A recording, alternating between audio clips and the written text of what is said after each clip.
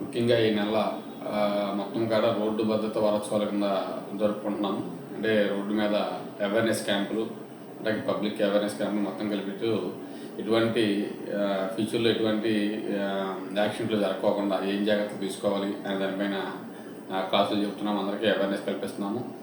ముఖ్యంగా ఈ యాక్సిడెంట్లు జరిగే కారణము మన హైవే కాడ విలేజ్ మధ్యలోంచి వెళ్తాం వల్ల రోడ్ క్రాసింగ్ చూడకోకుండా రోడ్ క్రాసింగ్ అవుతున్నాము. అట్లాగే హెల్మెట్ పెట్టుకోకపోవడం, అట్లా డ్రంక్ అండ్ డ్రైవ్ చేసి వెళ్ళటం వల్ల ఎక్కువ యాక్సిడెంట్లు అవుతున్నాయి. కాబట్టి వీటిని నిరోధిస్తాకు